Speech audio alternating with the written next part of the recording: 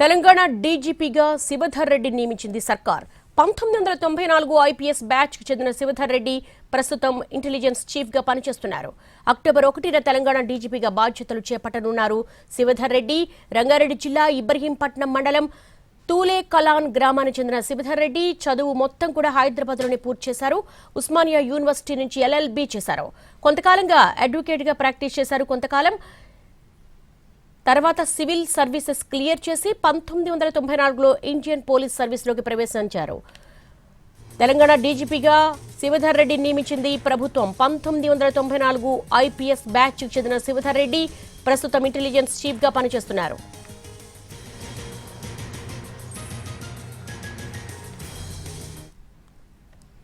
తెలంగాణ డీజీపీగా శివధర్ రెడ్డి నియమించింది ప్రభుత్వం. 1994 IPS batch కు చెందిన శివధర్ రెడ్డి ప్రస్తుతం ఇంటెలిజెన్స్ చీఫ్ గా పనిచేస్తున్నారు. అక్టోబర్ 1న తెలంగాణ డీజీపీగా బాధ్యతలు చేపట్టనున్నారు శివధర్ రెడ్డి. దీనికి సంబంధించి క్రైమ్ ఇన్పుట్ ఎడిటర్ రమేష్ అడిగి మరిన్ని వివరాలు తెలుసుకుందాం. రమేష్, శివధర్ రెడ్డిని డీజీపీగా నియమించడానికి ఏ ఈక్వేషన్స్ పనిచేశాయి? 1994 బ్యాచ్ సంబంధించిన శివధర్ రెడ్డిని డీజీపీగా నియమిస్తూ ప్రభుత్వం ఆదేశాలు జారీ చేసింది. ఇందుకు సంబంధించిన జీవో కూడా విడుదల చేసింది. అయితే ఈ సంబంధించి చూసినట్లయితే ఇంటెలిజెన్స్ చీఫ్ గా పనిచేస్తున్నారు. అంతేకాకుండా ప్రభుత్వం వచ్చినప్పటి నుంచి కూడా ఇంటెలిజెన్స్ చీఫ్ గా ఉన్నాడు. అంతేకాకుండా ప్రభుత్వం సంబంధించి కూడా ఎప్పటికప్పుడు వెన్నుదన్నుగా ఉన్నాడు. అయితే దీంతో పాటుగా గతంలో అంటే దాదాపు 7 ఏళ్ల పాటు నాన్ పోకల్ పోస్ట్ లో ఉన్న శివధర్ రెడ్డి ఈ ప్రభుత్వం వచ్చిన తర్వాత కీలకమైన పోస్ట్ లోకి రావడం జరిగింది. ఇంటెలిజెన్స్ చీఫ్ గా పదవి బాధ్యత చేపట్టిన తర్వాత చాలా సమర్థవంతంగా తన విధులు నిర్వహించారు. అయితే అతను చూస్తే అటు రంగారెడ్డి జిల్లా ఇబ్రహీంపట్నం చెందిన శివధర్ రెడ్డి ఇక్కడ మామూలుగా హైదరాబాద్ లోనే ప్రైమరీ స్కూల్ వరకు చదువుకున్నారు. తర్వాత ఉస్మానియా యూనివర్సిటీ LLB చదివారు. తర్వాత 1994లో ఇండియన్ పోలీస్ సర్వీస్ అంటే ఆల్ ఇండియా సర్వీస్ కి సెలెక్ట్ కావడం దాంట్లో ఐపీఎస్ గా సెలెక్ట్ అయ్యారు. ఏఎస్పీ విశాఖపట్నం, అనకాపల్లి, నర్సీపట్నం, చింతపల్లిలో పనిచేస్తారు. అయితే నక్సల్స్ ప్రభావిత ఏరియాలు ఉంటాయి. దాదాపు చాలా ప్రాబ్లం పాటు నక్సల్స్ ప్రభావిత ఏరియాలో పనిచేస్తాడు. ఎందుకంటే చింతపల్లి కావచ్చు, నర్సపట్నం కావచ్చు, విశాఖపట్నం కావచ్చు, అనకాపల్లి కావచ్చు, ఈ ప్రాంతాల్లో అత్యంతగా మావోయిస్టుల ప్రభావం చాలా తీవ్రంగా ఉన్న సమయంలో అక్కడ పనిచేస్తారు. ఏఎస్గా పనిచేస్తారు.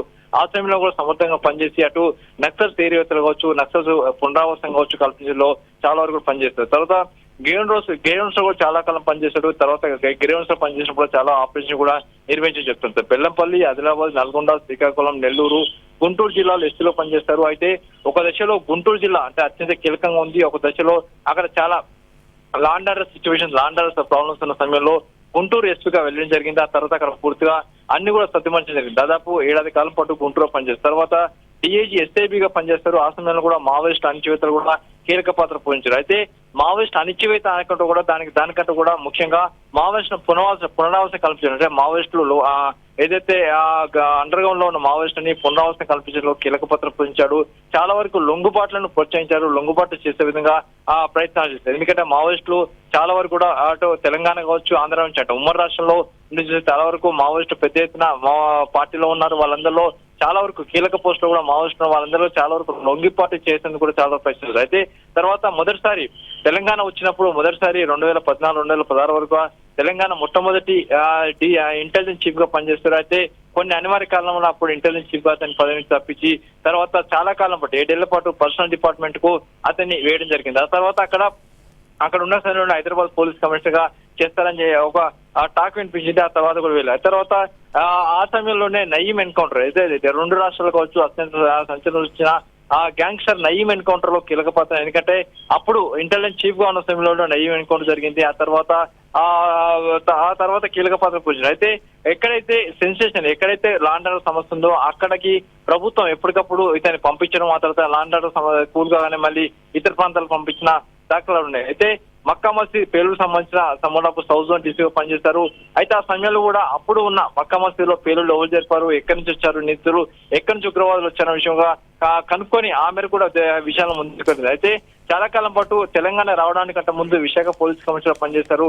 అక్కడ పెద్ద ఎత్తున రిఫార్మ్స్ చేపట్టడం జరిగింది. పెద్ద ఎత్తున రిఫార్మ్స్ తో భాగం చూస్తే పోలీసులకు సంబంధించి రిఫార్మ్స్ కావచ్చు, లేకుంటే స్థానిక రిఫార్మ్స్ కావచ్చు, దాంతో పాటుగా అక్కడ ప్రజలు ఎదుర్కొన్న సమస్యను ఎప్పటికప్పుడు తెలుసుకొని ఆ మేరకు అనుగుణంగా ముందుకు వెళ్లే ప్రయత్నం కూడా చేశారు. అయితే ఉమ్మడి రాష్ట్రంలో ACB అసిస్టెంట్ డైరెక్టర్ గా పనిచేశారు.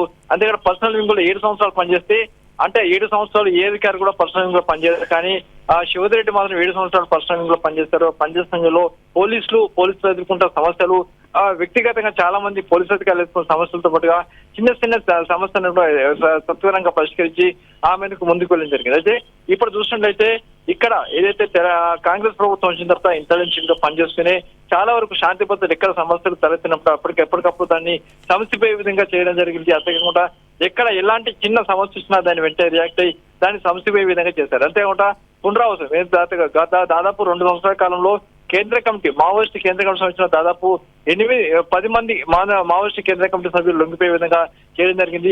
ఈ మధ్య కాలంలో మల్లోదులకు సంబంధించిన భార్య కూడా వచ్చి సుజాత కూడా వచ్చి లొంగిపోవడం జరిగింది. అయితే ఎక్కడ మావోయిస్ట్ సమస్య ఉన్నా, లాండ్రల్ సమస్య ఉన్నా, గ్యాంగ్స్టర్ సమస్య ఉన్నా, ప్రజల సమస్యలు ఉన్నా, ప్రజలకు సంబంధించిన ఏ ఇతర సమస్య వచ్చినా కూడా శివధర్ రెడ్డి వెంటనే రంగంలో దిగిపోయి అక్కడ సమస్యను పరిష్కరించిన దాఖలాలు కనబడుతుంది. అందుకంటే అపారమైన అనుభవం కావచ్చు, ప్రజలతో సఖ్యత కావచ్చు, రాజకీయ నాయకులతో సఖ్యత కావచ్చు, మావోయిస్ట్ ఎరివేతలతో సఖ్యత కావచ్చు, మావోయిస్టులను పునరావృతం కల్పించడం కావచ్చు, లొంగుబాట్లు కావచ్చు, లేకుంటే ఎలాంటి గ్యాంగ్స్టర్లను పూర్తిగా అణచివేయడం కావచ్చు, ఇవన్నిట్లో కూడా కీలక పాత్ర పోషించాడు శివధర్ రెడ్డి. ఈ నేపథ్యంలో అతనికి డీజీపీగా పదవికి కట్టబెడుతూ ఇప్పుడు ఆదేశాలు ఇవ్వడం జరిగింది. Devi. All right Ramesh, thanks for the